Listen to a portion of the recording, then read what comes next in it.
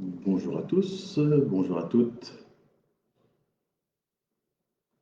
Voilà, nous sommes samedi 4 décembre et je vous souhaite la bienvenue sur ce Facebook Live. Facebook Live d'avant Noël, d'avant les fêtes. Je pense avoir des personnes qui arrivent. Donc les fêtes, elles vont arriver vite parce qu'on est le 4 et donc Noël, les vacances, c'est quand même le 18 ou le 19, je crois. C'est pratiquement dans 2 semaines les vacances, ça vient très très très vite. Voilà, bonjour Patricia Hardy. Bonjour à vous tous. Ce Facebook Live, il est là pour vous faire un point sur l'actualité, évidemment, et puis répondre à vos questions. C'est avant tout cette finalité de ce Facebook Live. Voilà, n'hésitez pas à mettre vos questions que je vois arriver dans les commentaires. Et puis surtout, en fait, pour les prochains Facebook Live, vous pouvez aussi, lorsque l'annonce est faite de la date du Facebook Live, mettre des questions en avance que je pourrais préparer, dont je pourrais préparer les réponses de façon peut-être plus étayée que lorsqu'on les fait en live. Alors déjà, je voulais aussi que vous m'excusez pour la dernière fois, c'était en novembre, ça devait être le 13 novembre, et je ne sais pas ce qu'il y a eu, il y a eu quelques coupures en fait intempestives et qui se sont manifestées aussi dans l'enregistrement qui peut être vu en différé chez vous tranquillement à la veillée. Donc je ne sais pas, l'endroit où j'étais pour le faire habituellement, en fait, il n'y avait pas de coupure. Ce sont des problèmes techniques. On a beau être au XXIe siècle dans l'ère de la communication, il y a encore ces petits problèmes qui se passent. Voilà, alors, bien évidemment, nous sommes toujours dans cette période de Covid qui traîne, et nous en sommes à la 5e vague, semble-t-il.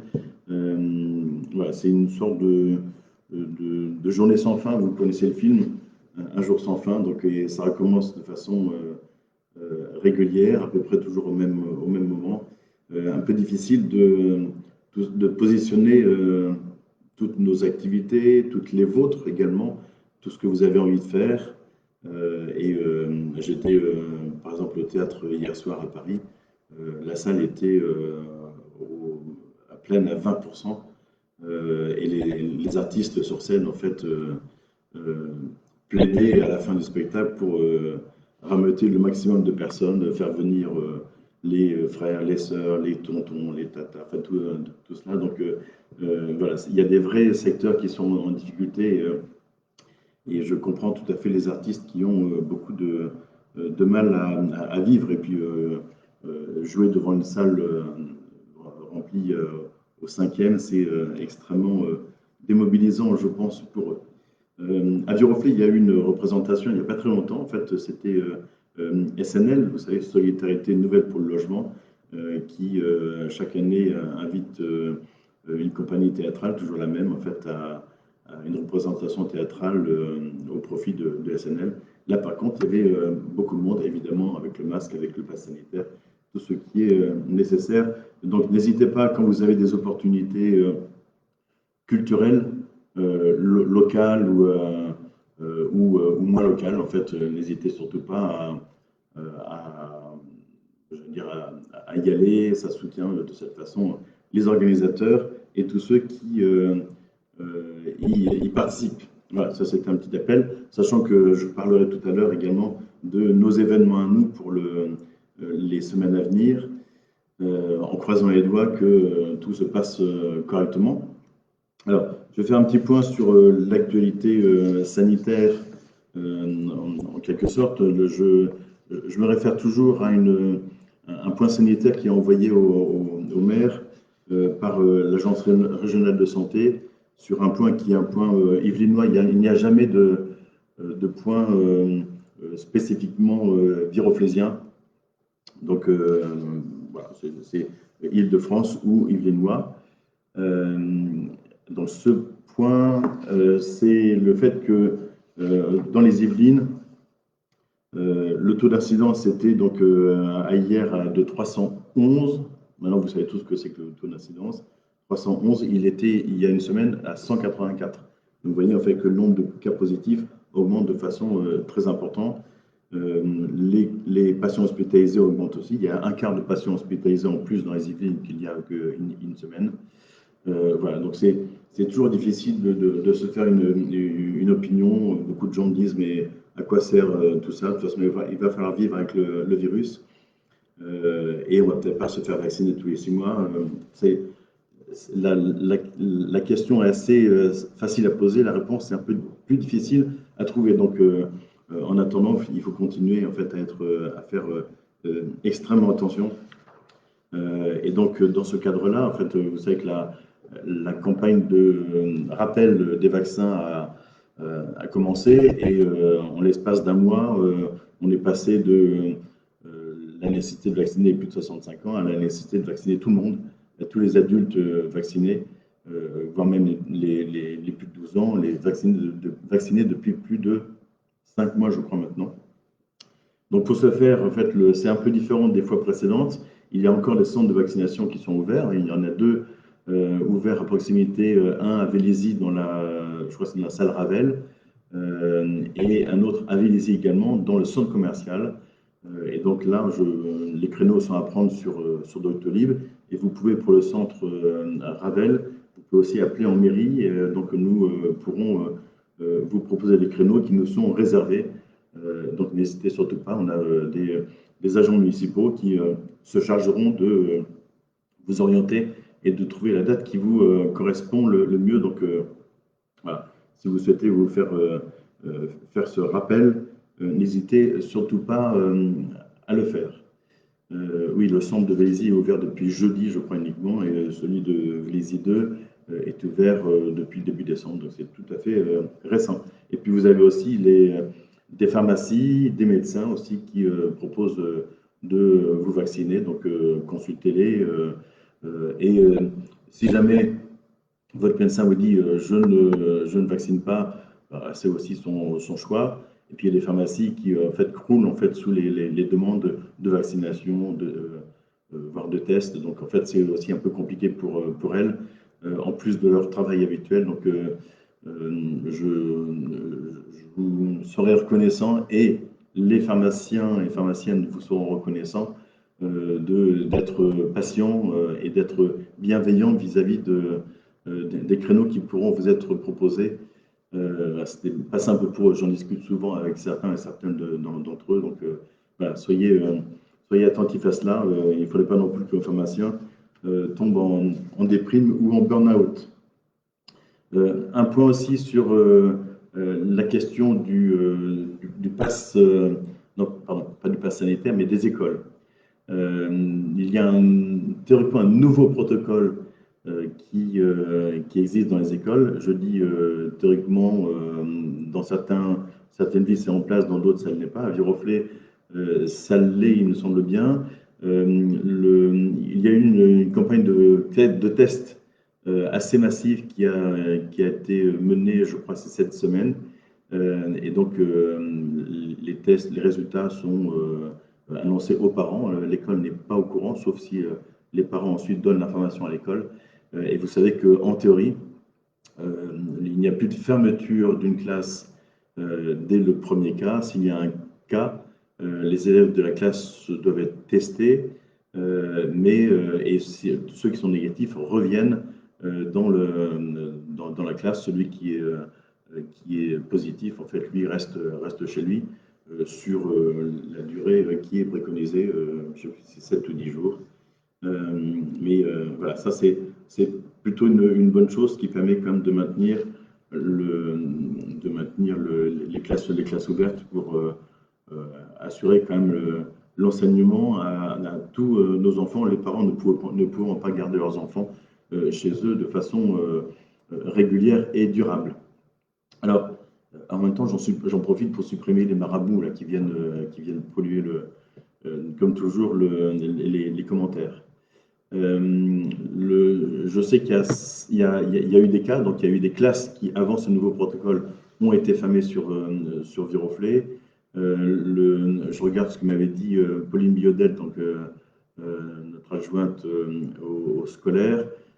Nous avons donc 3 classes qui ont été fermées, donc selon l'ancien protocole, et depuis cette semaine, on a identifié 5 cas dans 5 classes différentes, dans 3 écoles différentes. Et donc, en l'occurrence, c'est le nouveau protocole qui s'affiche. Voilà.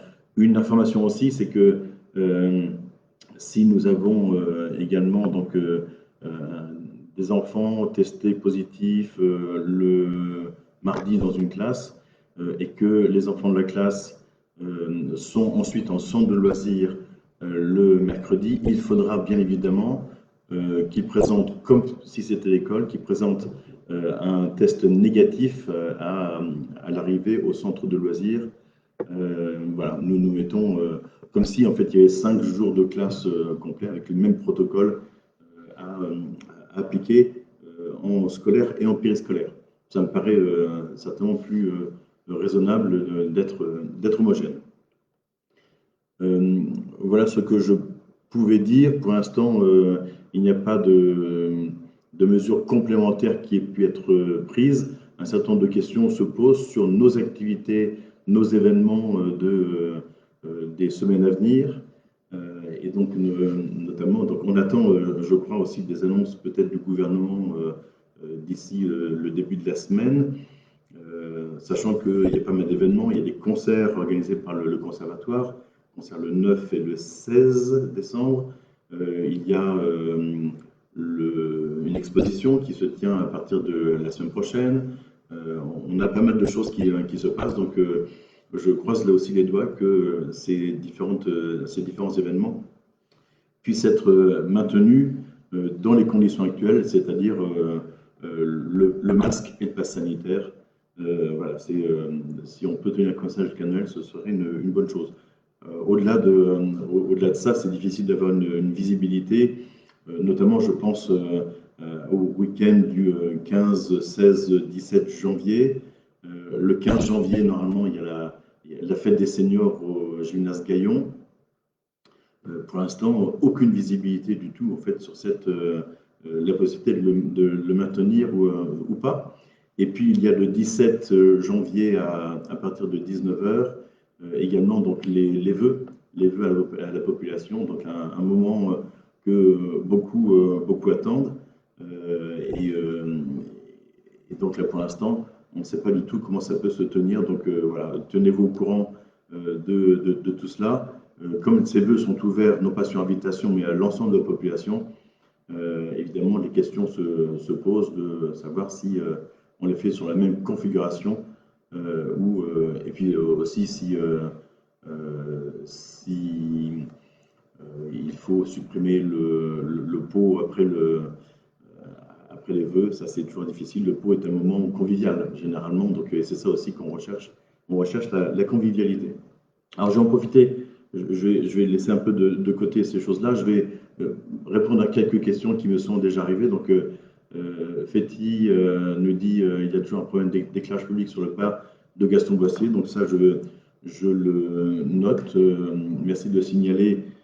Je ne sais pas si ça a déjà été signalé par des personnes, soit sur Facebook, soit par le site de la ville, hein, sur le mail riverain@ville-duroflay.fr. Lorsque vous avez quelque chose à signaler, n'hésitez surtout pas à le faire. Donc je le note. Éclairage public, donc sur le bas de Gaston Boissier. J'ai vu aussi qu'il y avait une autre question. C'est bien aussi de faire des réponses entre vous. Donc je vois Julien Pierre qui fait des réponses sur la question du centre de vaccination de Vélizy 2. Donc merci beaucoup. Pareil pour Benoît Florence. Madame Menson, avenue Jean Leclerc, le concessionnaire Peugeot a appelé son parking et étale ses voitures dans l'avenue, ce qui enlève de nombreuses places de stationnement. Alors, les places de stationnement, il y en a déjà beaucoup qui sont enlevées du fait des travaux qui se passent rue avenue du Général Leclerc sur cette partie entre la bibliothèque et la pointe de Chaville. Normalement, à partir de janvier, voire février, tous les travaux de hydrolyse devraient être terminés. Donc, ces différentes emprises sur l'avenue, sur ce tronçon-là ou sur les autres tronçons, devraient disparaître. Et donc, on regagnerait de l'aisance sur le plan du stationnement. Sur la question du garage Peugeot, effectivement, le parking en question, c'était le terrain que la ville lui mettait à disposition en face de la concession Peugeot depuis quelques années. Étant donné que ce terrain maintenant est en cours de construction, évidemment, le garage Peugeot ne peut plus en disposer. On revient dans une situation telle qu'elle se passait avant la mise à disposition de ce terrain. J'ai eu des discussions avec les dirigeants de Peugeot. Ils ont la possibilité, comme les autres garages de Viroflay, en fait, de prendre des abonnements de voirie, en fait, comme tout un chacun, comme n'importe quel riverain, pour mettre un nombre de voitures donné sur le trottoir, enfin, sur le trottoir, sur la place de stationnement. Et donc, en fait, pour cela, ils payent selon le tarif de l'abonnement habituel. Bien évidemment, ils essaient de travailler au plus juste, en fait, la façon dont ils traitent les voitures, sachant qu'on est toujours dans cette difficulté de pouvoir, de vouloir en tout cas avoir des garages pas très loin de chez soi pour éviter de faire des kilomètres et se retrouver dans la pampa pour mettre son véhicule en réparation ou en révision. La difficulté d'avoir des places de stationnement qui sont mobilisées par les garages. Donc on a ce problème-là avec tous les garages de Viroflay, mais on n'est pas les seuls. On a un garage Renault à l'angle de la rue Pierre-Édouard et de la rue des Prés-aux-Bois. On a un garage, le garage Peugeot. Il y a un garage du côté de Chailly-Vélizy. Et vous savez, en fait, on a perdu la moitié des garages de Viroflay pratiquement en l'espace de 10 ans, de 10-15 ans. La moitié des garages ont disparu pour un certain nombre de raisons, en fait, dont notamment en fait, soit la vétusté des locaux, soit le fait que les pompes à essence en même temps ont disparu, et donc qui permettaient de faire aussi un peu de chiffre d'affaires. Voilà, donc il faut arriver à trouver le juste équilibre entre les besoins des habitants de se stationner, mais également le besoin des garages et des concessionnaires de pouvoir faire leur business. Je pense aussi au Nissan qui se trouve sur l'avenue du côté de la rue Corbie. Et en fait, on leur donne la possibilité d'avoir devant, au droit de leur vitrine, des places de stationnement pour exposer les véhicules à la vente. Donc voilà. Alors, je reprends les autres questions. Oui, on a indiqué aussi au garage Peugeot qu'ils pouvaient aussi voir avec le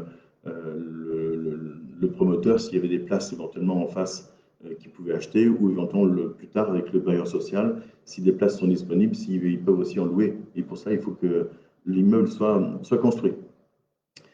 Patricia Hardy nous indique petits incidents récurrents depuis l'installation fibre, quartier Edouard, certains d'entre vous auraient-ils les mêmes soucis? Alors, je vois de temps en temps, effectivement, sur Facebook, des personnes qui indiquent avoir des difficultés avec des connexions fibres. Est-ce que ça vient du fournisseur d'accès? Est-ce que ça vient de l'installation technique, physique de la fibre? Ça, je ne peux pas vous le dire. Je n'ai pas l'impression que ce soit régulier en tout cas. Voilà, vous avez il y a des réponses. Il y a Paola Pitikiewicz, par exemple, qui indique que, étant elle-même sur les droites, ce qu'elle ne dit pas, elle n'a pas de souci depuis qu'elle est sur la fibre. Donc si c'est vraiment récurrent, n'hésitez pas à nous le faire savoir.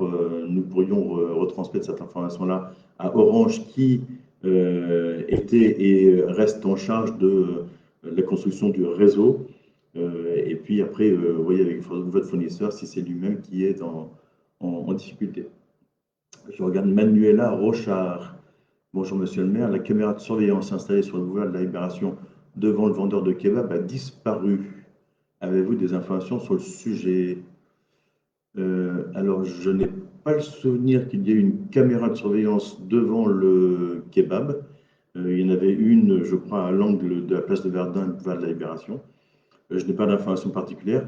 Il y a une chose qu'on a fait disparaître, par contre, et ça je le sais, c'est le fait que nous avions un banc juste en face du kebab et beaucoup de riverains se plaignaient du fait que ce banc générait un certain nombre de nuisances avec des personnes, des clients du kebab, ou pas forcément que du kebab, venaient s'asseoir sur le banc jusque tard dans la nuit, ce qui les dérangeait. Donc on a déplacé ce banc pour le mettre à un autre endroit dans le même quartier.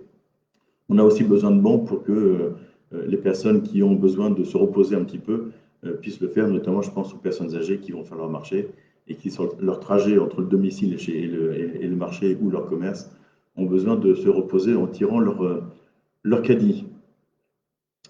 Donc on va vérifier cette question bien évidemment de la caméra. Je sais qu'il y a une résidence à rive droite qui a des caméras intérieures à la résidence et qui s'est fait taguer ça ou ces caméras il n'y a pas très longtemps. Et il y a eu des vols de vélos dans la foulée. Donc, si vous avez des caméras comme ça, en fait, sur votre propriété ou dans votre copropriété, soyez attentifs parce que le tag de caméra, généralement, n'est pas bon signe. Ça peut annoncer des opérations ultérieures. Alors, je regarde les autres questions. Je vois qu'il y a des réponses à la question de la fibre et de Orange, déconnecter la marque de brassage située dans la rue, un problème lié à un nombre sous-traitant. Alors oui, comme beaucoup de personnes sont en train de se faire connecter à la fibre, et que ce sont des sous-traitants qui interviennent pour les différents opérateurs, il est possible que parfois il y ait une déconnexion qui se fasse. Moi, ça m'est arrivé moi-même avec un changement de connexion entre la mienne et celle d'un voisin. C'est très désagréable, mais là, ça a été assez rapidement réparé. Alors, Arthur Bernardès, peut-on savoir pourquoi Viroflay est souvent concerné par des coupures d'électricité, Enedis, 1 à 2 par mois, ce qui met hors service les chaudières des copros chauffés au gaz et nécessite à chaque fois l'intervention en astreinte du gestionnaire. Alors, les coupures d'électricité, en fait, généralement, elles sont planifiées. Et donc Enedis nous indique en fait qu'une coupure va être faite et nous généralement on essaie de la relayer et la plupart du temps les riverains directement concernés sont également informés de ces coupures lorsqu'elles sont programmées par Enedis. Donc là je ne sais pas de quoi il s'agit. Je sais par contre qu'il y a eu un certain nombre de personnes qui ont été contactées pour changer, je crois, au niveau de leur compteur de gaz là ce coup-ci et pas de leur compteur électrique. Au niveau de leur compteur de gaz, je crois un élément technique de type détendeur ou ce genre de choses. Et comme la plupart du temps les compteurs de gaz sont à l'extérieur, généralement les interventions ne se font pas sans qu'il y ait eu l'accord du propriétaire. Parce qu'évidemment les chaudières dans ce cas s'arrêtent et doivent ensuite être redémarrées. Et donc ce n'est pas celui qui change le détendeur qui va faire le redémarrage des chaudières. Donc, et je sais que pour moi-même, en fait, pour ma part, j'ai été concerné, j'ai fixé en fait le rendez-vous à plus tard pour un jour où cela me convenait. Donc voilà, il y a des choses aussi comme ça. Donc, mais sur la question des coupures d'électricité, je ne sais pas exactement pourquoi il y en a comme ça, parce que dans pas mal d'endroits maintenant, les réseaux sont enfouis. Sauf s'il y a des travaux qui viennent, et c'est déjà arrivé, hein, qui viennent accrocher un câble et qui viennent donc faire une coupure. Je ne sais pas. Est-ce que ce sont des micro-coupures que vous avez ou est-ce que ce sont des coupures un peu plus longues et si vous pouvez me dire s'il y a eu des jours en particulier, ça me permettrait de faire monter cette question à notre concessionnaire Enedis. Je regarde Pierre Chabry. Bonjour Olivier, alors bonjour Pierre, que je connais. J'ai demandé par écrit à la mairie si le sens unique du tronçon de la rue des Prés-aux-Bois, très gênant pour les habitants du haut de la rue des Prés-aux-Bois et de la rue Bidart, pouvait être limité aux heures de travail des entreprises. Je n'ai même pas reçu un accusé de réception. Ah, donc on va regarder. C'est ce tronçon effectivement entre la rue du Général Gouraud et la rue Joseph Bertrand, j'imagine, du fait du chantier qui se déroule. Je vais voir effectivement s'il est possible de le remettre en service le double sens, peut-être le soir et le week-end, au moment où le chantier ne fonctionne pas. Donc je vais voir ça et demander mes services techniques de voir cette question-là. Donc je suis désolé s'il n'y a pas eu d'accusé de réception. Je suis preneur de savoir à quelle adresse tu as envoyé cette demande. Ah ben, je vois que Julien Pierre plus ouat à cette demande de Pierre Chabry. Alors, Florence Pellouard, habitant au 124 avenue Jean Leclerc, nous avons été contactés par une agence immobilière pour acheter notre maison qui va être détruite pour construire des immeubles. Est-ce vrai? Alors, le 124, 124, je ne sais pas exactement où se situe le 124, désolé. Mais en l'occurrence, en fait, les agences immobilières je ne sais pas ce que c'est que cette agence immobilière déjà, la plupart du temps, ce sont des promoteurs qui vont vous contacter. La plupart du temps, ce ne sont pas des promoteurs qui ont contacté la mairie préalablement. Ils font souvent des prospections que je qualifie de sauvages. Et dans ce cas-là, n'hésitez pas à nous le dire. Vous êtes sous les arcades, juste à côté de Tony, du restaurant Tony, j'imagine. Alors, là, en l'occurrence, je n'ai pas d'informations. Je sais qu'il y a une propriétaire pas loin de chez vous qui voudrait monter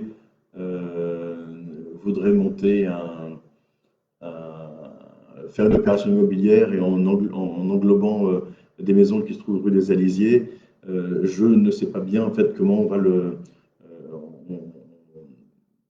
ça me paraît compliqué en fait cette opération-là.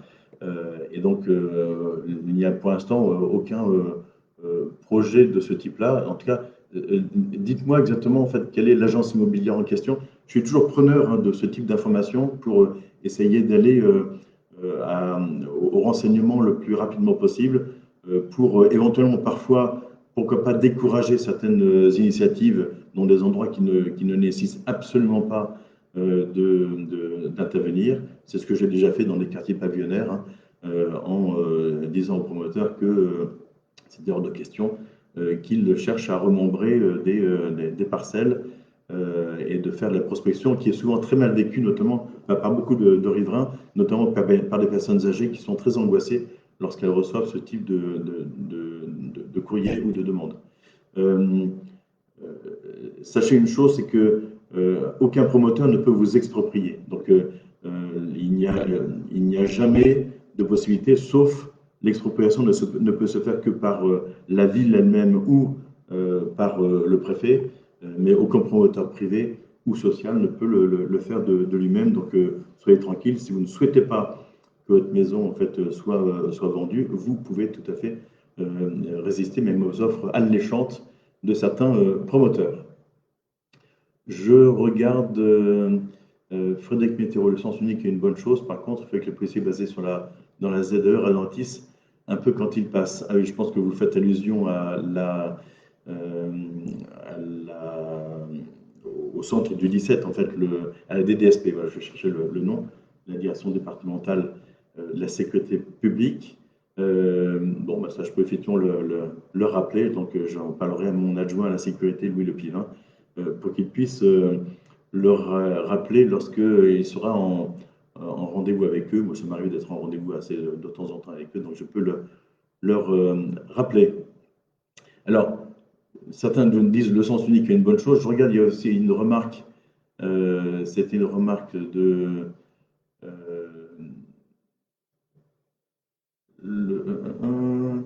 En fait, je pense que vous n'êtes pas tous d'accord, en l'occurrence, sur la question du sens unique.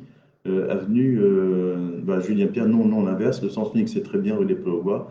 En voiture, c'est pas insupportable. Assis au chaud, de façon de plus. Si le sens unique devait persister après le chantier, cela serait une bonne chose. Alors, je signale juste une chose aussi, c'est le fait que le tronçon de la rue des Prés au Bois entre la rue Pierre-Curie, c'est-à-dire de l'autre côté de la Ferrée, et la rue Gouraud, en fait, ce tronçon-là va être refait très prochainement. Il y a eu une proposition de réunion de quartier faite par Jean-Philippe Ollier, mon adjoint en charge de l'aménagement de l'espace public.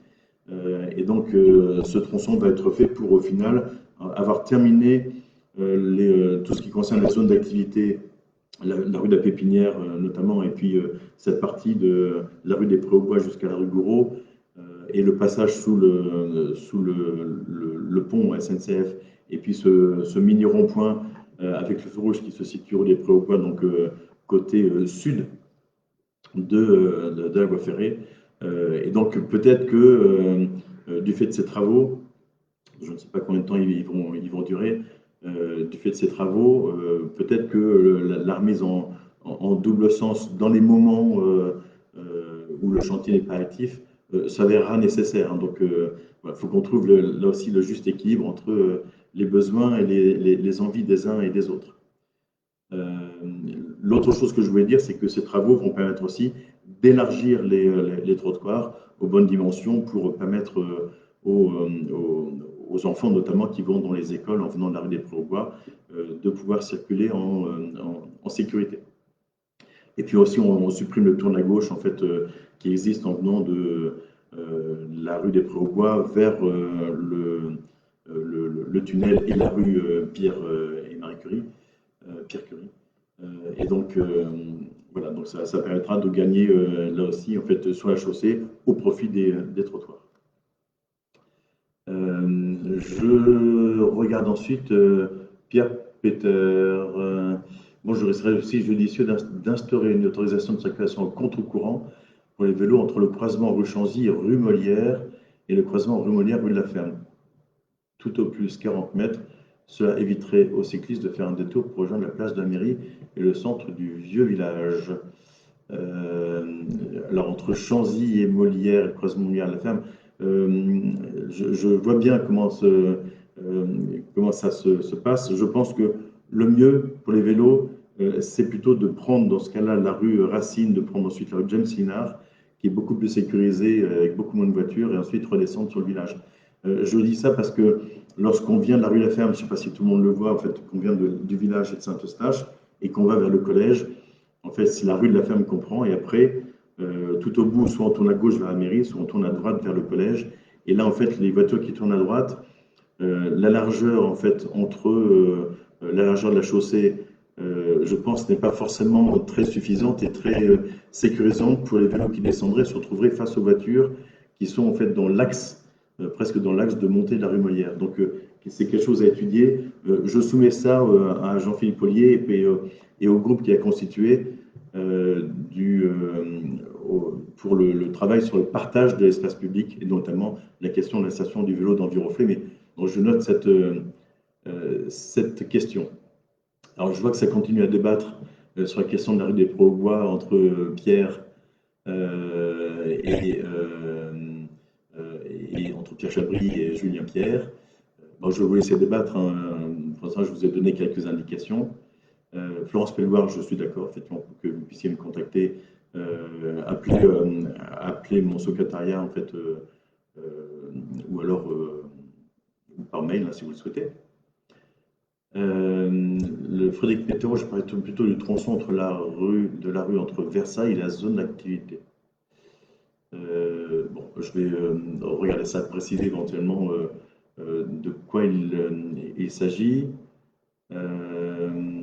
Ensuite, les retours sur les discussions menées lors du projet de réhabilitation du village. Alors, pour l'instant, la question du village, alors il faudra que je vous donne quand même quelques informations complémentaires sur d'autres sujets, mais je réponds d'abord à vos questions.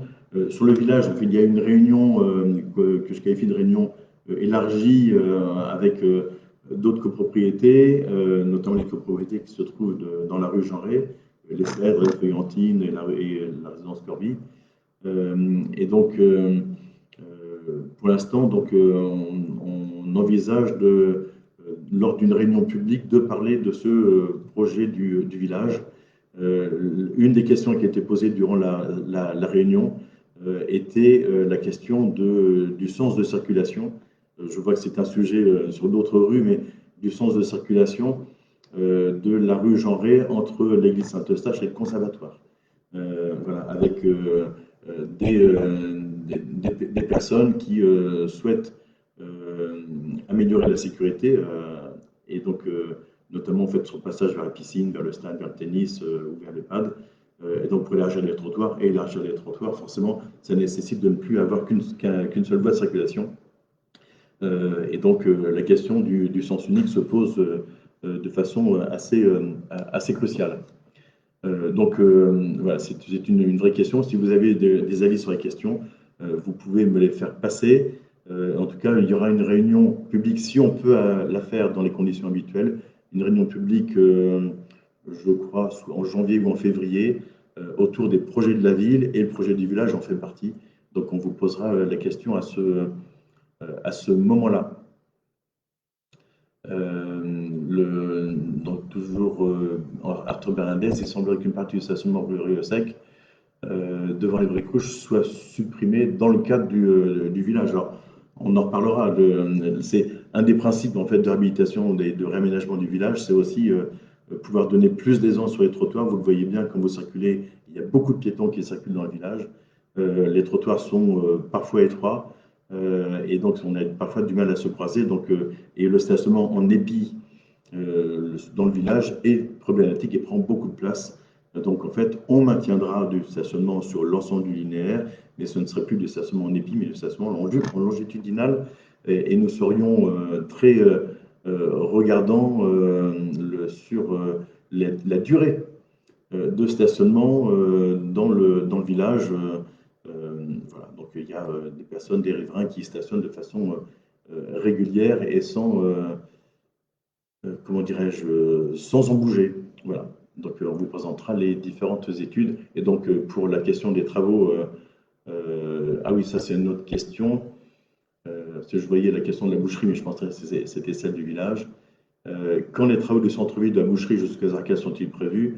La tranche précédente date déjà. Oui, sauf que Monsieur Durier, en fait, ces travaux en fait, de réaménagement de l'espace entre l'avenue des Combattants, hein, grosso modo jusqu'aux arcades, ne peut pas être réalisé tant que les opérations immobilières de démolition du bâti vétuste et leur remplacement par du bâti neuf ne sont pas réalisées. Donc vous avez vu qu'il y avait certaines opérations déjà en cours. À la place de l'ancien Arval, il y a un immeuble qui est en cours de construction avec une part importante de logements sociaux et de logements privés. Donc ça, c'est pour ce côté-là. Et après cela, je sais que l'immeuble de bureau qui existe au niveau du 112 va être, c'est la partie de droite, va aussi être racheté par un bailleur social pour y faire du logement. Donc il va être réhabilité, mais avec des travaux, non pas de démolition, de reconstruction, mais de réhabilitation. Et puis en face, il y a tout l'îlot entre l'ancienne boucherie et puis le restaurant La Presqu'île, qui lui faisait l'objet d'un permis de construire. Le promoteur a lâché l'affaire pour des raisons financières. Et donc on a l'établissement public foncier d'Île-de-France qui est sur le coup pour faire le portage des parcelles dont le propriétaire était d'accord pour les vendre. Voilà, donc les choses avancent, mais tant qu'on n'a pas refait le bâti, parce que je vous rappelle que sur le trottoir sud, donc c'est-à-dire du côté du Chiseau et de la Forge, sur le trottoir sud, tout le bâti, lorsqu'il sera reconstruit avec 2,50 m de retrait pour redonner de l'aisance et pouvoir avoir des voitures qui se stationnent normalement et pas à cheval sur le trottoir, et également des trottoirs suffisamment larges et la possibilité d'intégrer des pistes cyclables d'une façon ou d'une autre sur ce tronçon-là. Donc ce n'est pas pour tout de suite. Vous comprendrez bien que l'enchaînement de l'aménagement de l'espace public dépend de l'enchaînement avec le bâti. Une question, quand la maison tout en haut de Bon Repos doit être détruite, elle le sera assez prochainement parce que le promoteur, j'ai signé la vente de cette partie de terrain avec l'établissement public foncier en direction du promoteur et donc elle devrait être détruite assez prochainement. Quand je dis assez prochainement, à mon avis, c'est dans les 2 mois qui viennent. Voilà, et le chantier devrait démarrer. Je regarde une autre question, tout à fait autre chose, apparemment. Donc Virginie Cassuto, Monsieur le maire, une question concernant la tarification des crèches publiques. Où peut-on trouver le document concernant la délibération annuelle sur le plafond des ressources? impossible de trouver en ligne. J'ai donc contacté Annie à plusieurs reprises et je n'ai jamais eu de réponse. Alors, le plafond en fait, de ressources, je crois qu'il se situe à autour de 82 000 euros, quelque chose comme ça, je crois. Voilà, ça on peut vous donner l'information. C'est une décision, c'est pas une délibération du conseil municipal, c'est une décision tarifaire. Toutes les décisions tarifaires, c'est un arrêté du maire. Voilà, donc ça, je peux voir avec le cocon des familles pour vous donner cette information-là et la rendre publique. Ensuite, Manuela Rochard, la réponse sur la caméra concernant le banc. Alors oui, vous signalez que le problème était aussi existant sur le passage Juliette, le passage en entrée d'habitation, est-ce que de bancs sont récurrents, c'est une rénuisance subie. Ça a déjà été signalé à de multiples reprises au service de la mairie. Alors là, en l'occurrence, lorsque ce quartier a été refait en totalité, il y avait des bancs, un banc rond en fait qui se situait sur cette petite placette devant la salle Piliade. Et dans le cadre des réunions publiques qui avaient eu lieu, il nous avait été demandé de laisser les bancs au milieu. Donc si vous êtes très nombreux à nous demander la suppression des bancs, il faut être vraiment très nombreux et habiter le secteur. Voilà, je ne peux pas, à la demande de quelqu'un, enlever un banc et à la demande de quelqu'un d'autre, en fait, le remettre. Tout cela, ça nécessite une sorte d'entente de l'ensemble du quartier. Sachez néanmoins que si les nuisances sonores sont trop nombreuses et trop fréquentes et trop tardives, la police municipale travaille le soir sur une bonne partie des jours de la semaine. Et donc, vous pouvez appeler pour leur demander de venir. Et ils font des rondes régulières, notamment dans le quartier. Donc, et on a déjà réussi à calmer un peu les 2-3 personnes qui cherchaient à faire du commerce de substances illicites dans le quartier. Donc, n'hésitez surtout pas à le faire. Le conseil municipal Julien Pierre, j'aimerais bien suivre le conseil municipal, mais le mode de diffusion a changé. Est-il possible de diffuser à nouveau sur Facebook? Je n'arrive plus à vous suivre.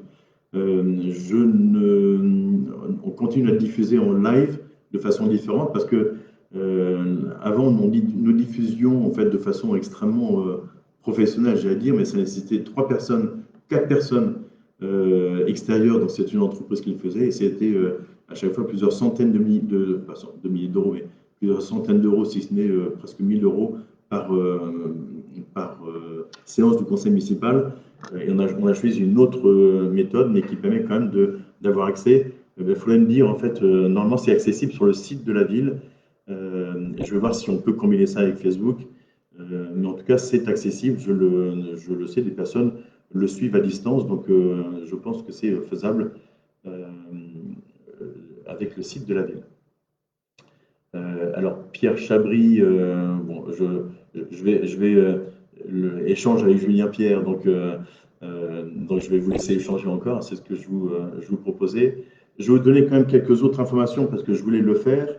Nous avons, pour les animations de Noël des jours à venir, on a lancé hier les illuminations de Noël dans l'ensemble de la ville, avec une animation en centre-ville. Nous avons jusqu'au 24 décembre, tous les jours à 17 h, chez les commerçants participants, il y a 50 participants chez les commerçants que je remercie d'ailleurs, il y a l'opération calendrier de l'Avent, et vous pouvez tout à fait, parce que je finirai après, mais déjà Julien qui dit ça permet de vous retrouver sur l'Apple TV, soirée pizza devant le conseil municipal. Ça, c'est top, ça. La soirée pizza devant le conseil municipal, ça doit être génial, je pense. Voilà. Sachez aussi que le conseil municipal est une séance publique. Vous pouvez venir en direct, tant qu'on a l'autorisation de le faire. Vous pouvez venir en mairie pour le suivre. Donc, j'en étais où? Les calendriers de l'Avent, 50 participants, 21 dans le centre-ville, 5 à Corbie, 2 sur la rive droite, 10 à Verdun et 7 au village. Voilà, donc c'est une bonne chose. À 17 h, tous les jours, il y a les enfants pourront recevoir des friandises de la part des commerçants. Et puis, évidemment, pour les parents, ça vous permet aussi de faire connaissance avec de nouveaux commerçants ou avec les commerçants qui existent, en tout cas d'être de nouveaux clients chez ces commerçants. Je dois signaler d'ailleurs et souligner le fait que un des commerçants du village a été, je veux dire, honoré à une reconnaissance tout à fait méritée, puisqu'elle a reçu le label Compagnon du goût. Donc c'est le boucher, Monsieur Donnefoy. Et donc, et si j'en crois les commentaires sur Facebook, en fait, il est très très apprécié de ses clients qui sont maintenant assez larges.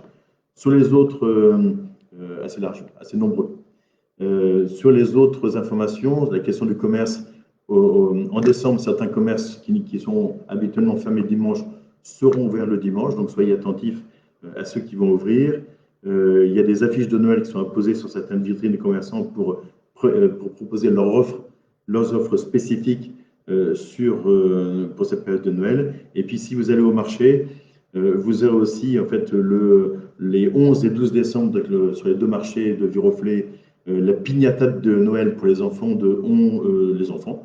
Et donc en fait, vous savez, la piñata, c'est on casse quelque chose qui contient des friandises. Alors il ne faut pas trop en abuser, bien évidemment, parce que c'est sucré. Mais c'est aussi une animation qui permet aux enfants de venir au marché et d'emmener leurs parents avec eux.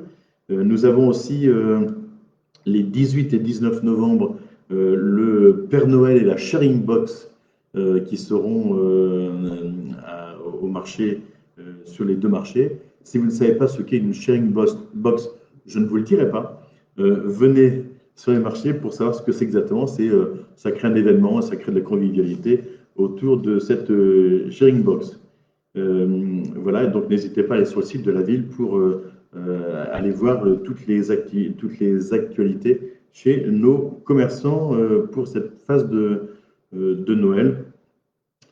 Et n'oubliez pas aussi, en fait, si vous avez des cadeaux à faire, depuis hier soir a ouvert le Salon des créateurs dans la galerie de l'École France avec de très beaux exposants. Enfin, ils exposent de très belles choses. Les exposants sont beaux aussi, mais ils exposent de très, très, très belles choses. Et je trouve à des prix tout à fait raisonnables. Donc, allez les voir, ça leur fera plaisir. Même si le temps est un peu hivernal, à la fois mi-automnal, mi-hivernal, je vois par ma fenêtre de la mairie en fait, qu'il pleut beaucoup sur Viroflay actuellement. Donc, allez-y.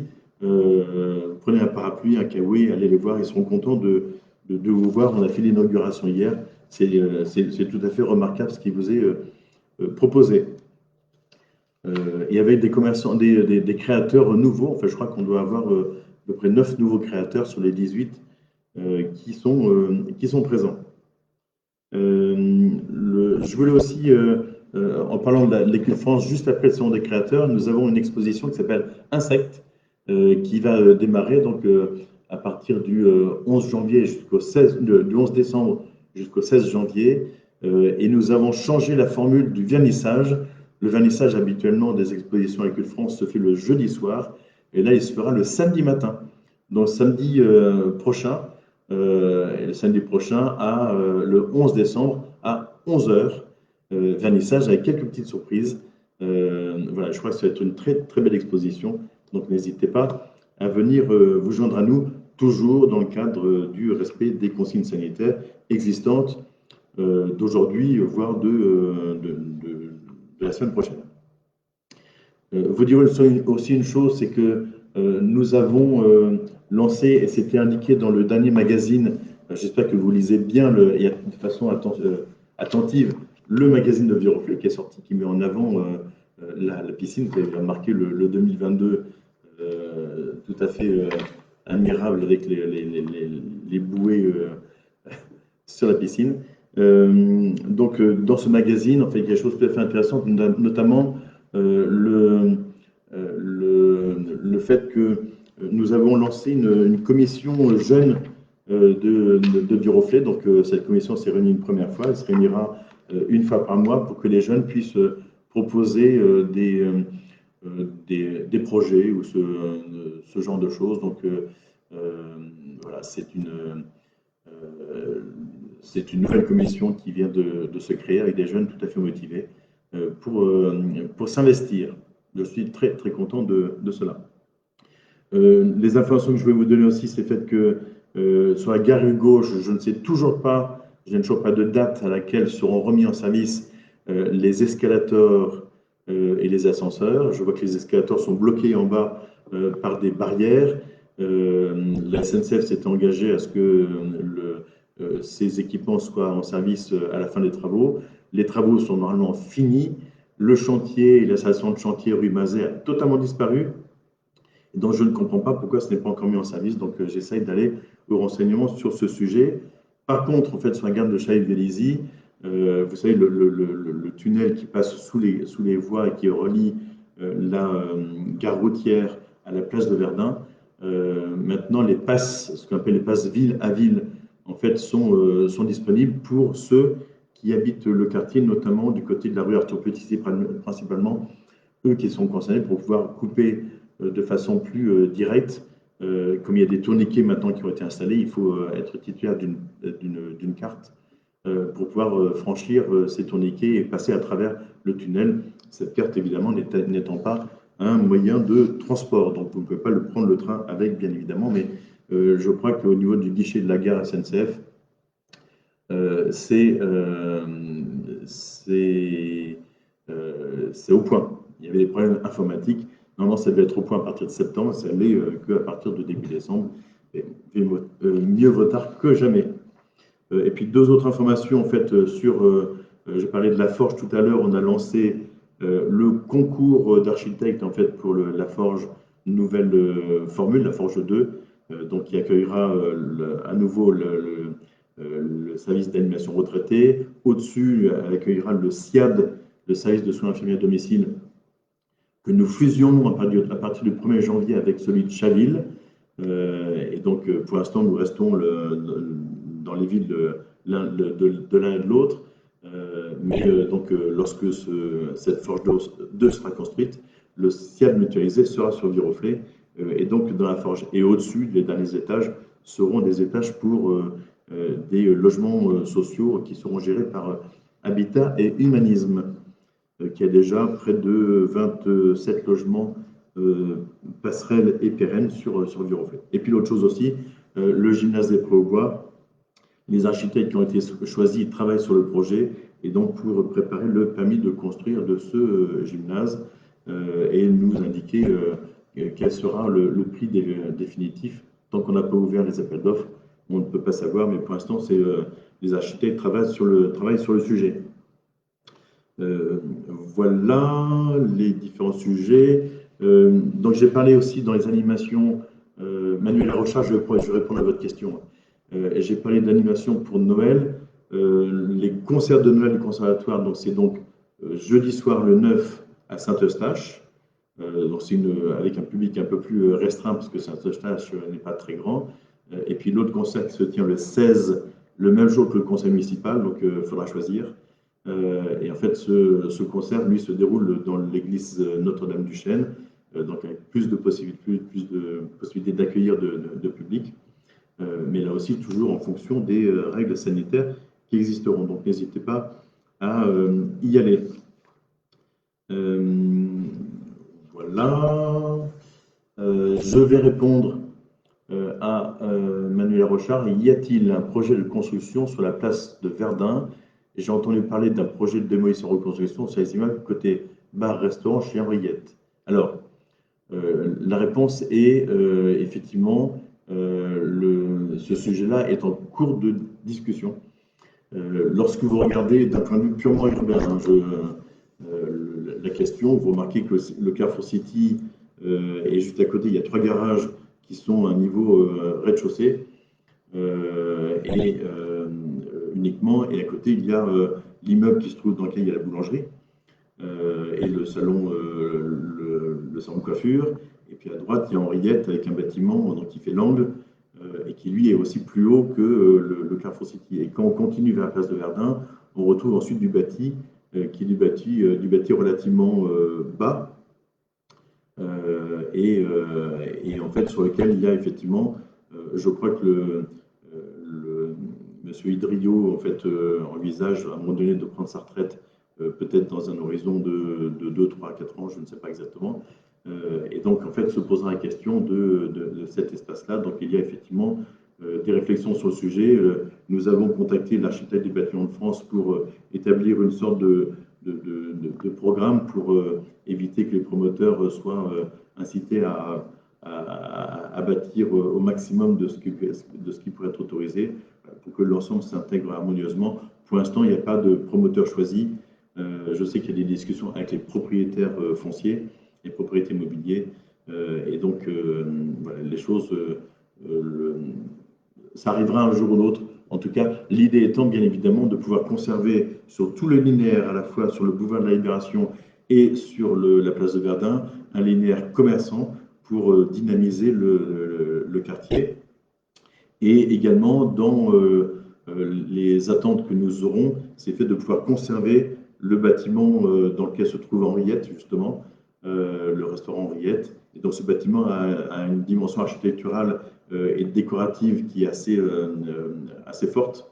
Et donc avec tout un tas de mots des natures, en fait, de décors sur la façade, avec des briques, de la céramique, des choses comme ça. Et donc il pourrait être tout à fait intéressant simplement de le réhabiliter et de conserver la façade telle qu'elle est et en l'améliorant encore. Donc c'est un sujet qui est un sujet d'actualité, pas une actualité brûlante, mais ce sera d'actualité dans les 2-3 prochaines années de toute façon.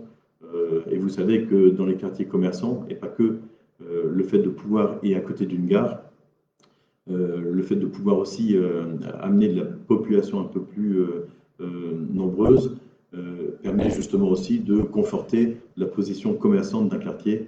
Les commerçants en ont bien besoin, quel que soit le quartier dans lequel ils se situent d'ailleurs. Voilà. Donc ça, c'est voilà, ce que je pouvais vous donner comme réponse. Voilà, je vois que Julien Pierre et Pierre Chabry continuent à échanger sur le sujet. Vous n'êtes pas très loin l'un de l'autre, vous habitez l'un et l'autre rue des Prévots ou assimilés, hein, si ce n'est à Saint-Excelsior. Donc en fait, mettez-vous en contact et puis discutez. Je regarderai quand même vos différents échanges pour voir un petit peu vos arguments aux uns et aux autres.